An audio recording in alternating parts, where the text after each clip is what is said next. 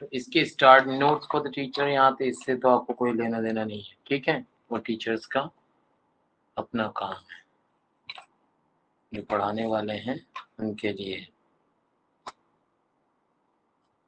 ठीक है। अब यहाँ पे आते हैं money as a medium of exchange. Actually we are talking about कि what is money, and specially उसके अंदर भी हम क्या जिक्र करने जा रहे हैं कि मनी है क्या और उसको कैसे क्या करना है, ठीक है। The use of money spans a very large part of everyday life. We already know कि मनी हमारे जिंदगी का में एक अच्छा खासा रोल अदा करता है। हम अपनी चारों तरफ अगर देखें तो हम आसानी से जान सकेंगे कि किस तरह के transactions daily day to day life में हम सिर्फ और सिर्फ मनी यानी पैसे से करते हैं। अब क्या इसकी लिस्ट बना सकते हैं? ऑब्वियसली लिस्ट बनेगी, वो बहुत बड़ी बनेगी। In many of these transactions, goods are being bought and sold with use of money. Goods मतलब सामान खरीद के लाया और बेचा जाता है। किस तरह से बेच करके क्या मिलता है? मनी। और खरीद के कैसे लाते हैं? Using money also. अब ये सोचने वाली बात ये है कि ट्रांसफर ऑफ मनी जो है taking place now, but a promise to pay money later. कभी कभी ऐसा भी होता है कि कभी एक्चुअल ट्रांसफर ऑफ मनी जो है वो अभी दे रहे हैं, और या फिर कभी ऐसा भी होता है कि एक्चुअल ट्रांसफर मनी का बाद में होता है, सामान लेने से पहले कभी और कभी बाद में भी होता है। अब ये तो वंडरफुल थिंग है। अब ये हैरत में डालने वाली बात है कि ट्रांजैक्शन जो होते हैं मनी के जरिए क्यों होते हैं, पहले तो ये रीजन यहाँ जानना है, ठीक है। जो रीजन है, reason is simple. A person holding money can easily exchange it for any commodity or service. जो भी सर्विस और कमोडिटीज वो चाहता है सिंपली पैसे के बदले वो हासिल कर लेता है। इसका मतलब ये कि everyone prefers to receive payments in money and then exchange the money for things that they want. दो चीजें हो गई, हर आदमी प्रेफर करता है कि उसके पास मनी एज अ पेमेंट हो, और फिर वो एक्सचेंज करता है मनी को चीजों के, जो चीज चाहता है वो लेने के लिए। Take the case of a shoe manufacturer. He wants to sell shoes in the market and buy wheat. ठीक है, तो क्या करना पड़ेगा? The shoes manufacturer will first exchange shoes. उससे क्या होगा? वो प्रोड्यूस करेगा money. Then imagine how much more, इस तरह की बहुत ही डिफिकल्ट हो जाएगा। It would be if the shoe manufacturer had to directly exchange shoes for wheat without the use of money. अगर जाहिर सी बात है कि जिसके पास गेहूं है वो खरीदना चाहेगा शू, तभी तो ये वाली चीज काम आएगी, अदरवाइज काम ही नहीं आएगी, है ना। तो फिर मनी इसमें एक आसान रास्ता है कि जो आदमी शू बेच करके मनी लाए और मनी को एक्सचेंज करके वीट हासिल करे, ठीक है। अब इसी तरह इसको क्या बोलते हैं? This is known as double coincidence of wants. यहाँ पर दो है, double coincidence of wants. What a person desires to sell is exactly what the other wishes to buy. यानी जाहिर सी बात है, कोई सामान आप तभी खरीद पाएंगे जब कोई इसको बेचने वाला भी हो, या कोई सामान तभी आप बेच पाएंगे जब कोई खरीदने वाला भी हो। तो इसको क्या बोलेंगे? Double coincidence. यानी एक आदमी बेचना चाहता है, दूसरा खरीदना चाहता है। तो इस तरह की केसेस में हम क्या बोलते हैं कि double coincidence of wants. In contrast, in many economy where money is in use, money by providing the crucial intermediate step eliminates the need of a double coincidence of funds. अब क्योंकि अगर हम मनी का use करें, है ना, notes का use करें, तो क्या होगा? डबल कोइंसिडेंस ऑफ बॉन्ड्स वाले चक्कर से हम निकल जाएंगे। क्यों? कोई जरूरी है कि जिस टाइम हम बेचना चाह रहे हैं कोई सामान उसी वक्त कोई खरीदने को तैयार हो? जरूरी नहीं है ना। हाँ, तो what a person desires to sell is exactly okay. तो अब इससे बचने के इंटरमीडिएट स्टेप हमारा एलिमिनेट हो गया। It is no longer necessary for the shoe seller manufacturer to look up for a farmer who want to buy, who will buy his shoes and the same time sell him wheat. कोई जरूरी नहीं है ना।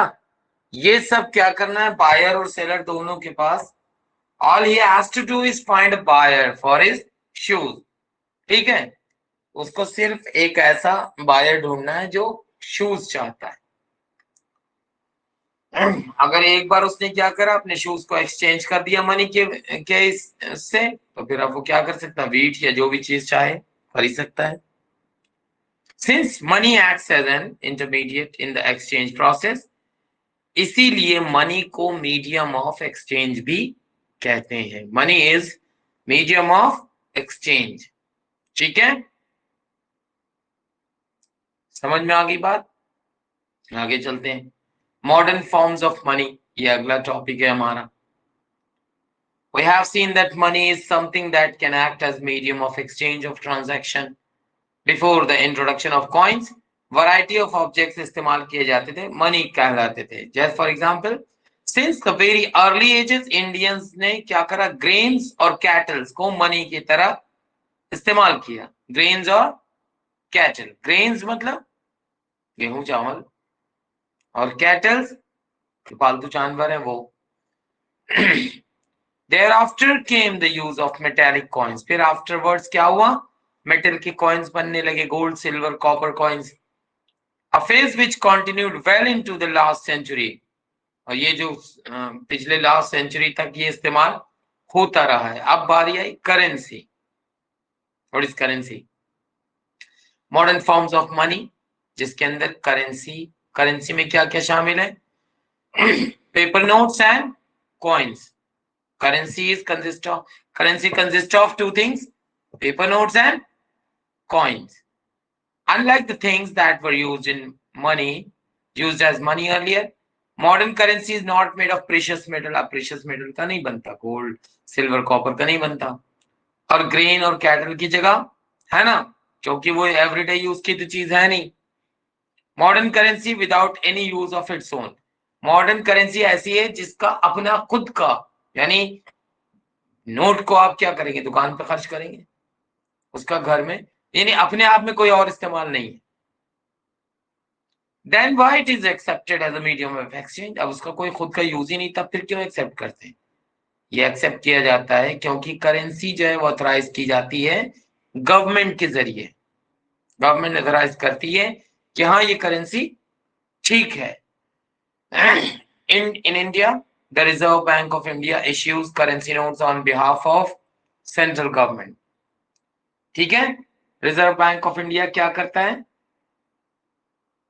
Currency notes छापता है, ठीक है, print करता है, किसकी तरफ से, सेंट्रल गवर्नमेंट की तरफ से। As per Indian law, no other individual or organisation is allowed to issue currency.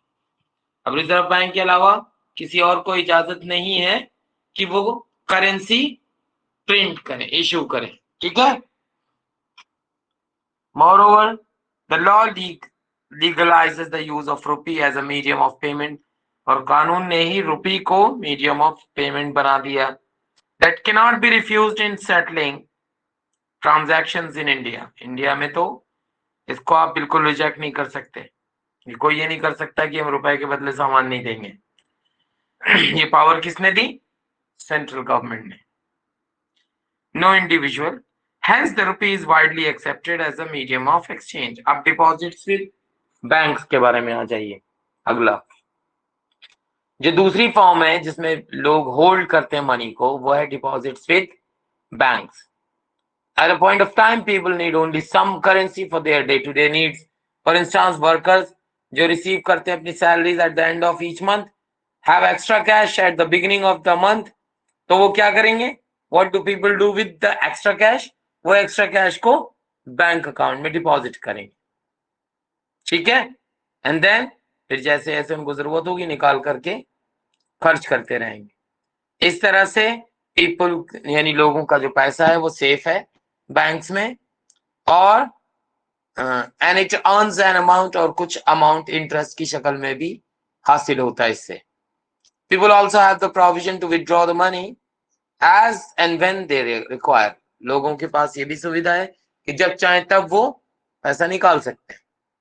Since the deposits in the bank accounts can be withdrawn on demand. These deposits are called demand deposit. अब ये जो deposit आपने bank में किया है वो सिर्फ demand पे ही विड्रॉ हो सकते हैं, इसलिए इसको डिमांड डिपॉजिट्स भी कहते हैं। ठीक है, आगे चलें। डिमांड डिपॉजिट्स क्या करते हैं? अनदर इंटरेस्टिंग फैसिलिटी भी देते हैं। इस फैसिलिटी को कहते हैं, it is the facility which lands it the essential characteristics of money that of a medium of exchange. अब ये डिमांड डिपॉजिट्स भी आपको फैसिलिटी देते हैं कि आप चीजें खरीद सकें।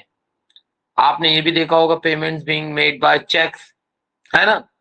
आपने कैश निकाल के किसी को नहीं दिया बट चेक दिया, चेक में वो अमाउंट भर दिया और वो एक्सेप्टेड है। ठीक है ना? For payment through cheque the payer who has an account with the bank makes out the cheque for a specific amount. ये भी कर सकता है, वो स्पेसिफिक अमाउंट का चेक बना सकता है। A check is a paper instructing the bank to pay a specific amount from the person's account to the person in whose name the check has been issued. जिसके नाम से check issue किया गया है उसके अकाउंट में वो पैसा डाल दे जिसने इश्यू किया है उसके बैंक से निकाल के। इश्यू मतलब ऑर्डर किया है एक तरह से। अब देखिए चेक पेमेंट्स, यहाँ पे नीचे एक चेक बनी हुई है, आप देख सकते हैं। इसमें सबसे कॉर्नर में आप एसी पे ही लिख देंगे तो इसका मतलब है कि ये चेक का पैसा कैश नहीं होगा बल्कि उसके अकाउंट में शिफ्ट होगा। अब 57,000 ओनली लिखा हुआ है, ठीक है ना? देख रहे हैं आप कैसे लिखा हुआ है, 57,000 ओनली। किसको देना है? पे लिखा होता है, पे के सामने आपको भरना है नाम जिसको आप चेक दे रहे हैं और फिर अमाउंट को यहाँ पे भी भरना होता है नंबर में, फिर अपना साइन करना होता है। यहाँ पर चेक में पहचान लीजिए, अकाउंट नंबर बीच में वहां लिखा हुआ है, चेक नंबर ये आपको देख रहे हैं इन्वर्टेड कॉमास में है, और कोडिंग यूज बाय बैंक्स ये अलग से दिया हुआ है। ठीक है, Thus we see that demand deposit share the essential feature of money. The facility of checks against demand deposit makes it possible to directly settle payments without the use of cash. अब यहाँ पे cash की जरूरत नहीं, check से ही खाली amount को जैसे उधर शिफ्ट कर दिया। Since demand deposits are accepted widely as a means of payments along with the currency, they constitute money in the modern society. Modern economy में डिमांड डिपॉजिट भी किसकी तरह यूज होते हैं? मनी की तरह। ठीक है, क्योंकि ये वाइडली एक्सेप्टेड है। हमें ये भी याद रखना चाहिए कि बैंक्स का जो रोल है यहाँ पर, ठीक है, but for the banks there would be no demand deposits and no payments by checks against these deposits. The modern form of money, currency and deposits are closely linked. अब भाई bank के लिए ये नहीं है कि बैंक वो जो अपना एक डिमांड डिपॉजिट बना करके खुद से निकाल लेगा पैसा, ऐसा नहीं होगा। जो यूजर है वही ये काम कर सकता है। करेंसी और डिपॉजिट दो बहुत ही क्लोजली लिंक्ड हैं एक दूसरे से, मॉडर्न बैंकिंग सिस्टम में बहुत ही अच्छा रोल प्ले करते हैं। क्या रोल प्ले करते हैं उसको यहाँ डिस्कस करेंगे हम। जैसे मिस्टर सलीम चाहते हैं कि विड्रॉ करें 20,000 कैश में पेमेंट्स के लिए, वो कैसे कर सकते हैं? चेक पे कैसे लिखेंगे? या लिखेंगे पे के सामने जिसको भेजना है वो, ठीक है, नीचे वर्ड्स में लिखेंगे 20,000 ओनली और वहां पर नंबर्स में लिखेंगे 20,000 और साइन करना पड़ेगा। ठीक है ना? ओके, अब यहाँ देखिए लोन एक्टिविटीज ऑफ बैंक, ये एक दूसरा पार्ट है। बैंक खाली यही काम नहीं करता बल्कि एक और काम करता है, लोन प्रोवाइड करता है। ठीक है, what do the bank do with the deposit? जो डिपॉजिट आ जाता है उसके बाद उसका क्या करेगा? वो दूसरे लोगों को उधार देगा, उसको कहते हैं लोन। इंटरेस्टिंग मैकेनिज्म है यहाँ पर। Banks keep only a small proportion of their deposit as cash with themselves. For example banks in India these days hold about 15% of their deposit as cash. Guys, ज्यादा नहीं रखते, 15% only. This is kept as provision to pay the depositors who might come to withdraw money from the bank. जो लोग आएंगे निकालने उनको दे सकते हैं हम। ठीक है, since on a particular day, any particular day, only some of its many depositors came. अब सारे के सारे एक दिन में तो नहीं आ जाएंगे डिपॉजिटर्स, है ना? कुछ ही तो आएंगे, तो बड़ी आसानी से मैनेज हो जाता है कैश का सिस्टम। तो बैंक्स यूज करते हैं मेजर पोर्शन जो डिपॉजिट का है वो लोन एक्सटेंड करने में, लोन देने में। There is a huge demand for loans for various economic activities. हम इसके बारे में और ज्यादा अलग सेक्शन में पढ़ेंगे। बैंक्स क्या करते हैं, डिपॉजिट्स का इस्तेमाल करते हैं लोन रिक्वायरमेंट को पूरा करने में। इस तरह से बैंक्स मीडिएट करता है दो लोगों के बीच में, हु हैव सरप्लस फंड्स यानी जिसके पास एक्स्ट्रा फंड्स हैं, डिपॉजिटर, और दूसरा जिसको वो फंड चाहिए, बोरोवर्स जिनको कहते हैं। ठीक है, दो के बीच का लिंक है बैंक। बैंक एक हायर इंटरेस्ट रेट चार्ज करते हैं लोन पे, और वो थोड़ा सा इंटरेस्ट रेट देते हैं डिपॉजिटर्स को। ठीक है, डिफरेंस क्या है, borrowers, what is charge from the borrowers and what is paid to depositors is the main source of income. Bank की यही सोर्स ऑफ इनकम है कि बोरोवर से ज्यादा इंटरेस्ट ले और जो पैसे जमा कर रहा है उसको कम इंटरेस्ट दे। दोनों का डिफरेंस, बैंक की मेन इनकम का सोर्स यही है। अब टू डिफरेंट क्रेडिट सिचुएशंस, ये देखिए। A large number of transactions in our day-to-day life activities involve credit to in some form or the other, some form from or the other, यानी हमारी जो daily जिंदगी की जरूरतें हैं उनमें क्रेडिट जो है किसी ना किसी तरह इस्तेमाल होता है। क्रेडिट यानी loan refers to an agreement in which the lender supplies the borrower with money, goods or services in return of for the promise of for future payment, है ना, फ्यूचर में से कुछ पेमेंट एक्स्ट्रा मिलेगा, इसके बदले वो क्या करता है, बोरोवर को पैसा देता है उधार। आइए देखते हैं कि किस तरह से क्रेडिट काम करता है।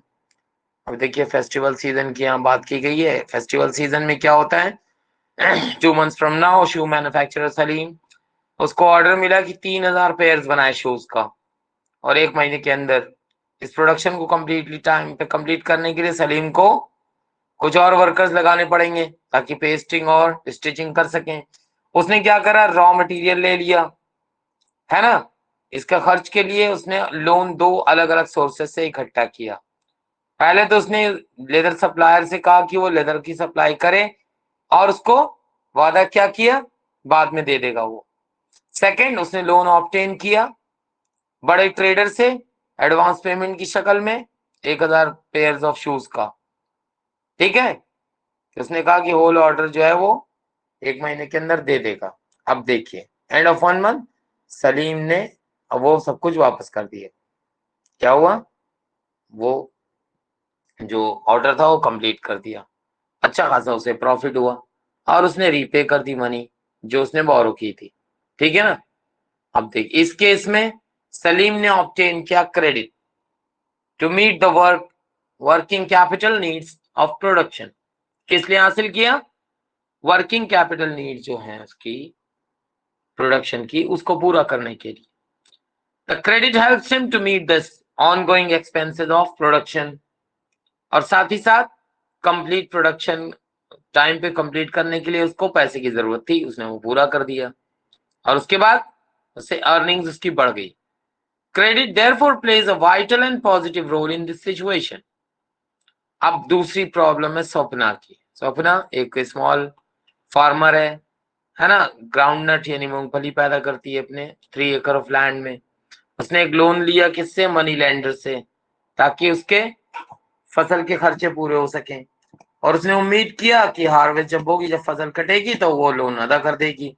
उसके बीच ही बीच में क्या हुआ, क्रॉप के ऊपर पेस्ट ने हमला कर दिया, कीड़ों ने, और पूरी क्रॉप तबाह हो गई, फेल हो गई। सपना ने जबकि एक्सपेंसिव पेस्टिसाइड भी छिड़के, कोई ज्यादा फर्क नहीं पड़ा।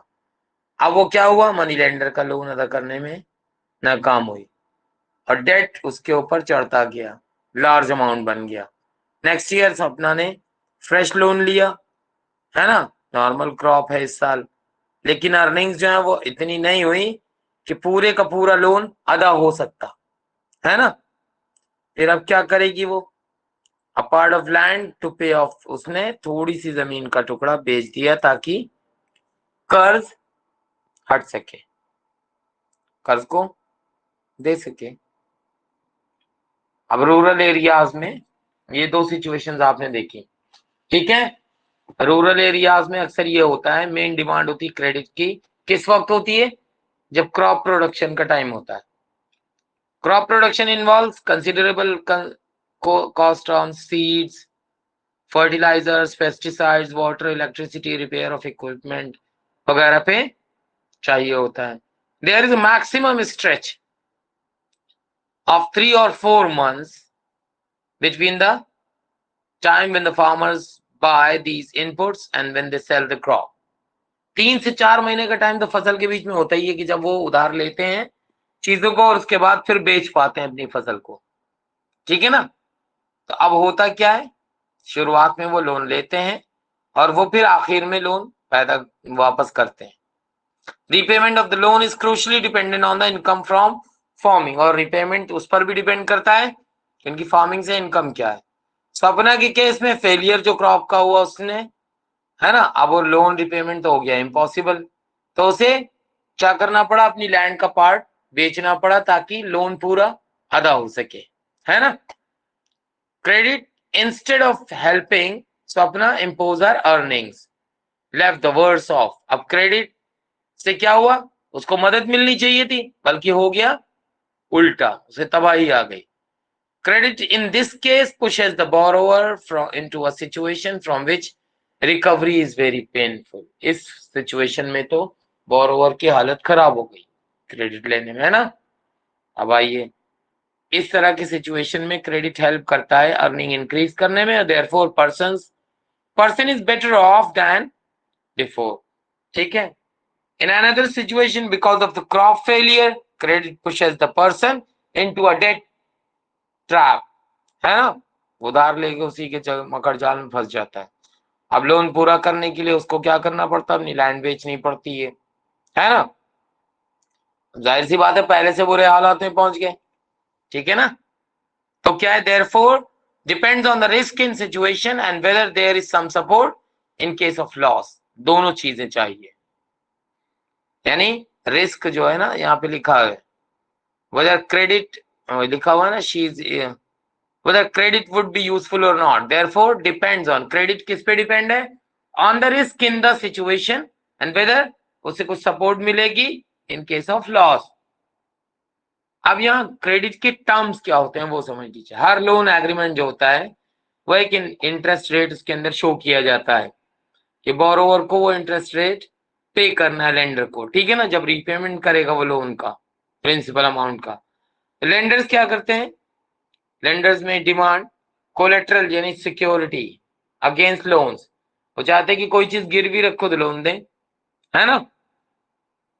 Then collateral is an asset that the borrower owns, such as land, building, vehicles, livestock, deposits with banks, and uses this as a guarantee to a lender until the loan is repaid। जब loan वो खत्म हो जाएगा तो वो छुड़ा लेगा उसको, ये सोच करके इतनी चीजें वो क्या कर सकता है, लैंड कर सकता है, मतलब उसको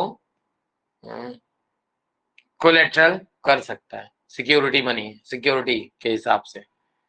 अगर बोरोवर फेल हो गया रीपे करने में लोन, तो लेंडर के पास राइट है कि वो उसका एसेट सेल कर दे या हासिल कर ले पेमेंट लेने के लिए। प्रॉपर्टी जैसे land, titles, deposits with bank, life stock, ये सब कॉमन एग्जाम्पल हैं कोलेट्रल के, बोरोइंग के, है ना। कोई चीज बोरो करेंगे तो गिरवी रखने के लिए ये चीजें कोलेट्रल का काम करती हैं। अब आइए हाउस लोन, अगला पार्ट है ना। मेगा के पास has taken a loan of ₹5 lakh from the bank, उसने परचेज किया एक हाउस, एनुअल इंटरेस्ट रेट जो है लोन का 12% है और लोन को 10 साल में उसे रीपे करना है। मेगा ने क्या करा, had to submit bank document showing her employment records and salary before the bank agreed to give her loan. The bank retained as collateral the papers of the new house, उसने bank ने क्या करा, नई जो registry थी नए घर की वो उसने अपने पास गिरवी रखी।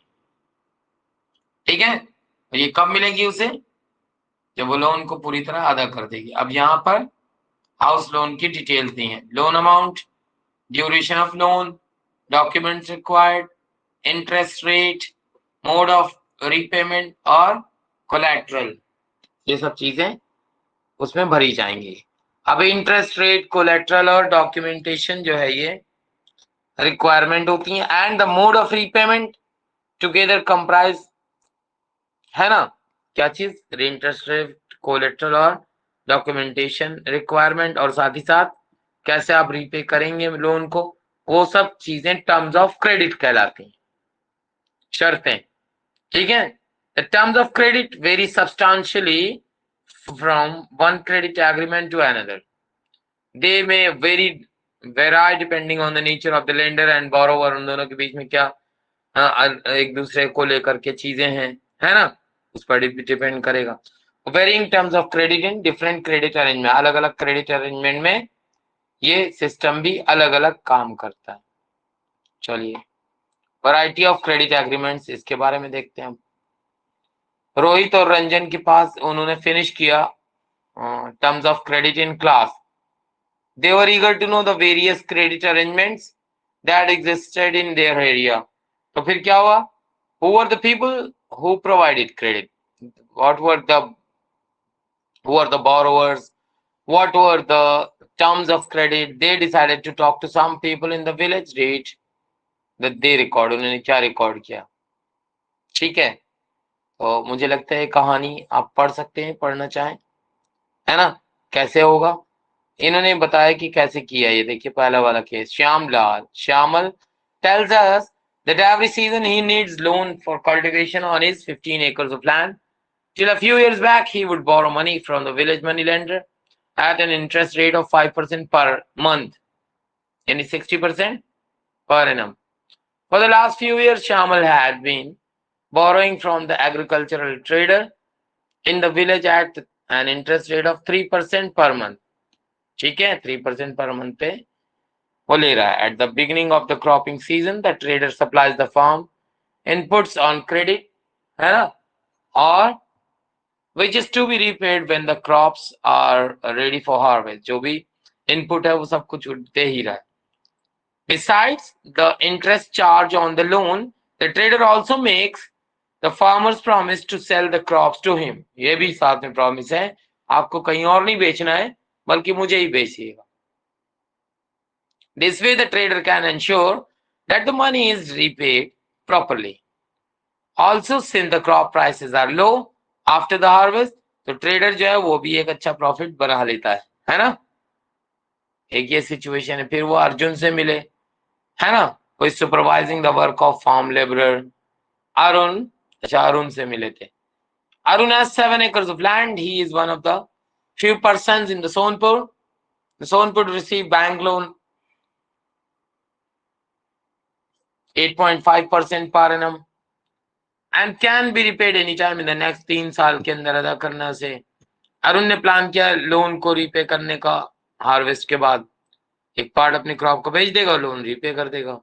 उसके बाद उसने ये कोशिश की, he then intends to store the rest of the potatoes in the cold storage and apply for a fresh loan from the bank against the cold storage receipt. cold storage की रिसीट तो फिर से bank से मिल जाएगा। Bank offer this facility to farmers, जिन्होंने crop loan जो लोग लेते हैं। एक ये कंडीशन है। तीसरी कंडीशन, रामा नेबरिंग फील्ड में काम करती है। She works as an agricultural labourer. अब उसको सेवरल मंथ्स, पूरे साल में काम नहीं रहता, उसे क्रेडिट चाहिए अपनी डेली एक्सपेंसेस को पूरा करने के लिए। एक्सपेंसेस ऑन सडन इलनेसेस और फंक्शंस इन द फैमिली, उसको भी देखना होता है, लोन्स के थ्रू पूरा करती है। तो Rama has to depend on the on her employer, a medium land owner in Sonpur, for credit. Land owner charge करता है interest rate of 5% per month.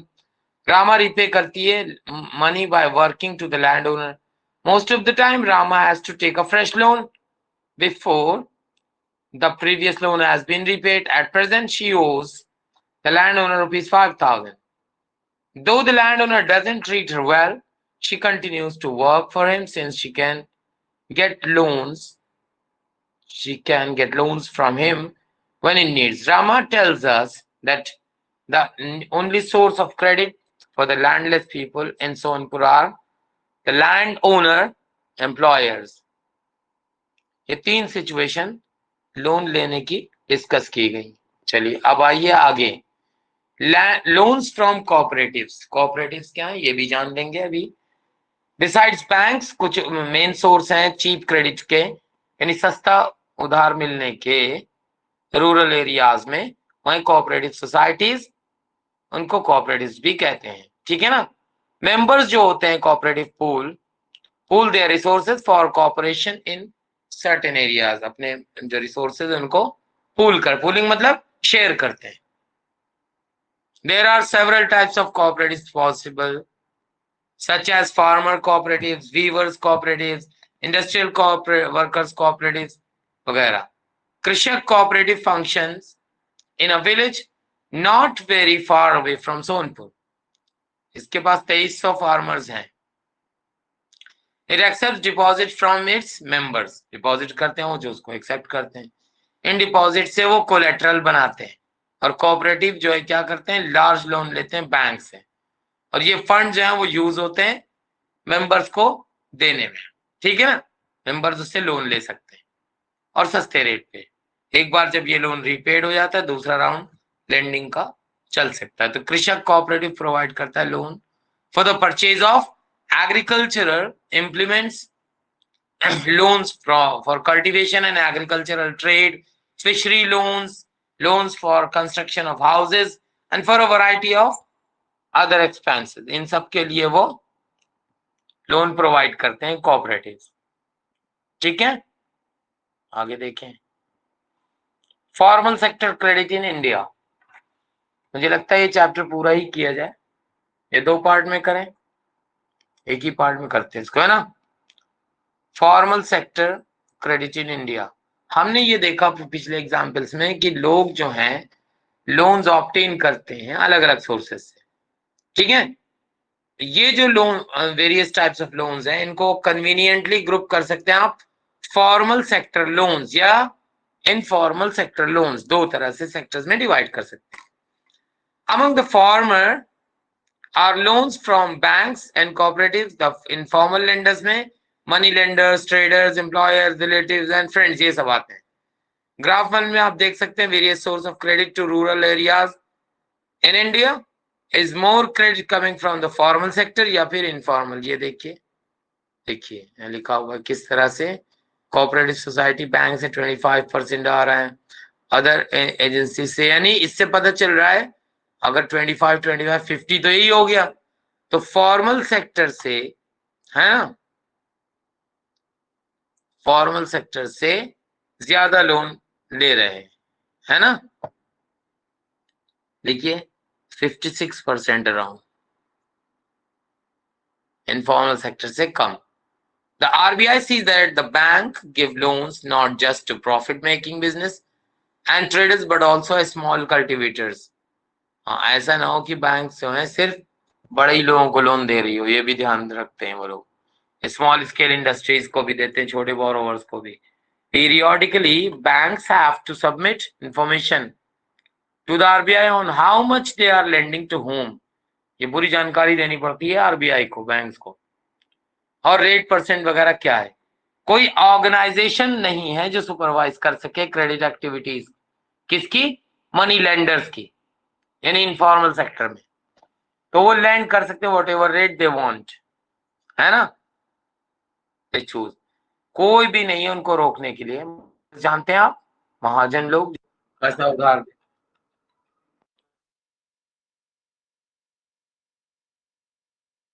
रखते हैं ताकि उनका पैसा वापस मिल सके.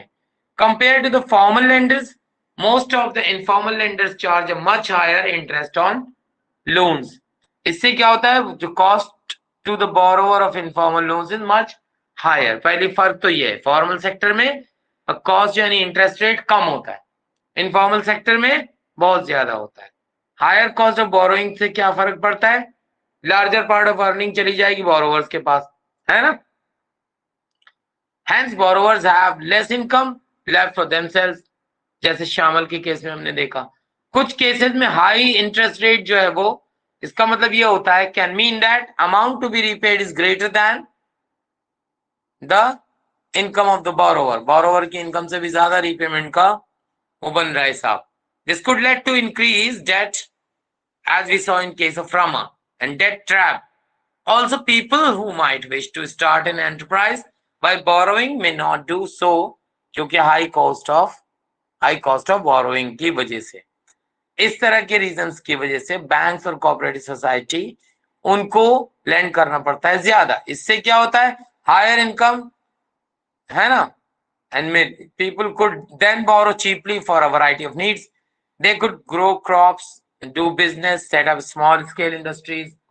They could set up new industries or trade in goods। ठीक है ना। चीप एंड अफोर्डेबल क्रेडिट ये बहुत जरूरी है कंट्री की डेवलपमेंट के लिए। ठीक है। अ फॉर्मल और informal sector, who gets what, कौन क्या पाता है। ग्राफ 2 शो कर रहा है इंपॉर्टेंस ऑफ फॉर्मल और इनफॉर्मल सोर्सेज क्रेडिट के अर्बन एरियाज में। देखिए ग्राफ 2 नीचे की तरफ है ना। Rich house hold formal sector से लेते हैं और इनफॉर्मल से वो नहीं ले पाते हैं। ये जो पीपल हैं ग्रुप्स में डिवाइडेड हैं from poor to rich as shown in the figure. हम ये देख सकते हैं कि 85% जो लोन्स हैं पुअर हाउस होल्ड के, वो इनफॉर्मल सोर्सेज से उनको लोन मिलता है।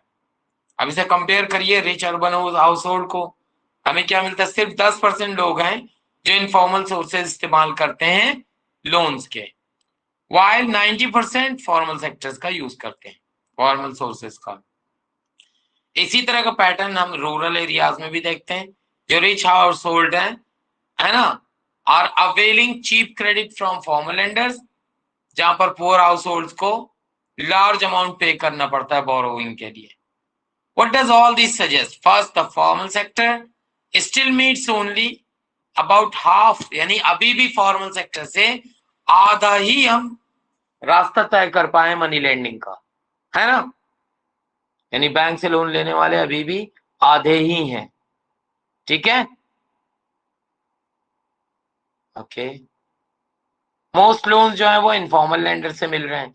इससे क्या हो रहा है? हाई इंटरेस्ट रेट की वजह से उनको little to increase the and do little to increase the income of the borrowers. ठीक है। Thus, it is necessary that banks and cooperative increase their lending, particularly in the rural areas में वहां बढ़ाएं, so that dependence on informal sector of credit sources can be reduced। अब secondly, while formal sector loans needs to be expand, it is also necessary that everyone receives these loans।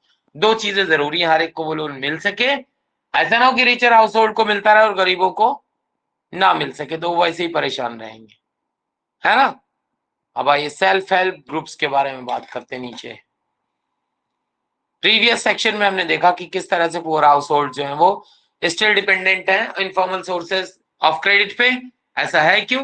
Banks हर जगह नहीं मौजूद है rural areas में। Even जहां present भी है तो वहां लोन बैंक से लेना बहुत ही डिफिकल्ट है, और इनफॉर्मल सोर्सेज से लोन लेना बहुत आसान। जैसा कि मेगा के मामले में हमने देखा, बैंक लोन में प्रॉपर डॉक्यूमेंट चाहिए, कोलेटरल चाहिए, है ना। Absence of collateral is one of the major reasons. भाई गिरवी क्या चीज रखेंगे, ये मेजर रीजन हो रहा है फॉर्मल सेक्टर से लोन लेने में। इनफॉर्मल लेंडर्स, मनी लेंडर्स वगैरह दूसरी तरफ क्या करते हैं? पर्सनली जानते हैं बोरोवर्स को, और वो अक्सर लोन बगैर किसी कोलेटरल के दे देते हैं। जो बोरोवर्स हैं इफ नेसेसरी अप्रोच करते हैं मनी लेंडर को without repaying their earlier loans. ये नहीं होता कि अर्लियर लोन्स दे रहे तभी नया मिलेगा, है ना। However the money lenders charge very high rates of interest. कोई रिकॉर्ड नहीं रखते ट्रांजैक्शंस का और हैरेस करते हैं पुअर बोरोवर्स को। अभी रिसेंट ईयर्स में people have tried out some newer ways. क्या न्यूअर वेज है? Self help group, SHG। और क्या करते हैं, एंड पूल यानी कलेक्ट करते हैं अपनी सेविंग को। A typical SHG has 15-20 members, usually belonging to one neighborhood, एक ही neighborhood के लोग होंगे, who meet and save regularly. Saving a member per member varies from 25 रुपए डेली से लेके 100 रुपए तक, depending on the ability of the people to save. Members can take small loans from the group itself to meet their needs. The group charges interest on these loans, but this is still less than what the money lender charges, है ना, बहुत छोटा होता है। हाँ, एक छोटा loan, छोटा पैसा उधार ले लिया, कम पैसा ले लिया उधार। 1 साल के बाद जब ग्रुप जो है रेगुलर हो जाता है सेविंग में, या खुद ही लोन बैंक से देने में, है ना, आसानी हो जाती। लोन सैंक्शन किया जाता है ग्रुप के नाम पे, और वो सेल्फ एम्प्लॉयमेंट अपॉर्चुनिटीज पैदा करते हैं। इसमें छोटे छोटे लोन्स होते हैं, उससे क्या होता है, मेंबर्स रिलीजिंग मॉर्गेज लैंड, यानी वो जो अपनी जमीन कहीं फंसाए हुए हैं, है ना, मनी लेंडर्स कहेंगे वो छुड़ा लेते हैं। ठीक है, सीड्स खरीद सकते हैं, फर्टिलाइजर खरीद सकते हैं, क्लोथ, बैम्बू सभी कुछ खरीद सकते हैं।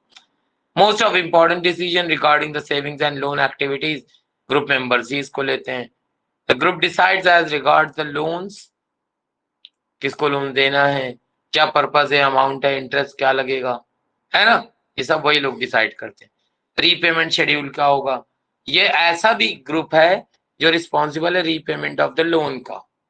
Any case of non-repayment of loan by one of member is followed by seriously by only other members in the group. Because of this feature, banks are willing to lend to the poor women when organized in SHG, even though when have no collateral. Banks क्या करते हैं, SHG को बड़ी आसानी से loan provide कर देते हैं। अब SHG से हेल्प होती है बोरोवर्स को overcome the problem of lack of collateral, जहां पर कुछ रखने को रहन है ही नहीं। They can get timely loans for a variety of purpose or more reasonable interest rates से। Moreover, SHG are building blocks of organization of the rural poor. Not only does it help women to become financially self-reliant, the regular meeting of group provide a platform to discuss and act on a social issues such like health, nutrition, domestic violence वगैरह पे भी बात कर सकते हैं। ठीक है, ग्रामीण बैंक ऑफ बांग्लादेश का एक एग्जाम्पल दिया है यहाँ पे।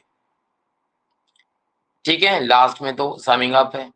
ग्रामीण बैंक ऑफ बांग्लादेश एक बिगेस्ट सक्सेस स्टोरी है, और ये पुअर तक पहुंच पाया, है ना, रीजनेबल रेट्स पे। स्टार्ट हुआ 1970 में स्मॉल प्रोजेक्ट, ग्रामीण बैंक 2018 में, इसके बाद 9 मिलियन मेंबर्स हैं, 81,600 विलेज में फैला हुआ है बांग्लादेश भर में।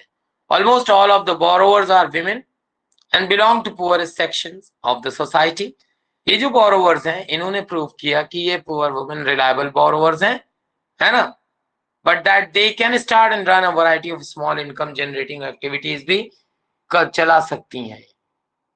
ठीक है, अगर क्रेडिट जो है अवेलेबल किया जाए पुअर पीपल को टर्म्स पर जो अप्रोप्रिएट और रीजनेबल हो, तो ये जो छोटे वाले बहुत सारे मिलियंस लोग हैं, ये कामकाज अपने बेहतर ढंग से शुरू कर सकते हैं। ये ग्रामीण बैंक के फाउंडर मिस्टर महमूद ने